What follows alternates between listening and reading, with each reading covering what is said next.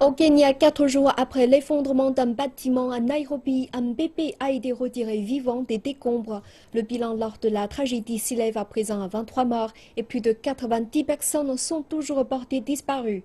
Toutefois, la petite fille âgée de 6 mois a réussi à survivre presque sans égratignure. La première image de la petite fille sauvée, déshydratée et sale, mais intacte.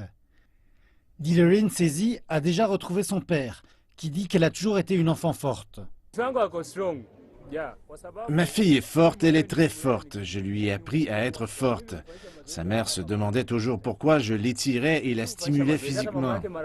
Le bébé a été retiré des décombres mardi matin, environ 18 heures après l'effondrement.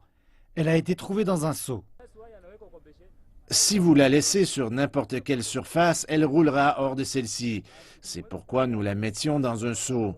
Je l'en sortais toujours lorsque je revenais à la maison et que sa mère était occupée. Mais cette fois-ci, je ne suis pas rentré tôt à la maison. Wazike a travaillé tard vendredi soir.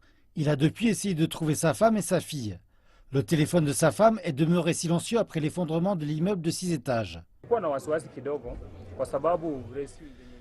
J'avais renoncé, je suis allé dans les hôpitaux et même à la morgue. Mais en tant qu'homme, je dois... Lorsqu'on m'a demandé d'identifier l'enfant qui a été trouvé, j'ai couru à l'hôpital et ai appelé ma mère. Elle s'est tournée et a levé la main.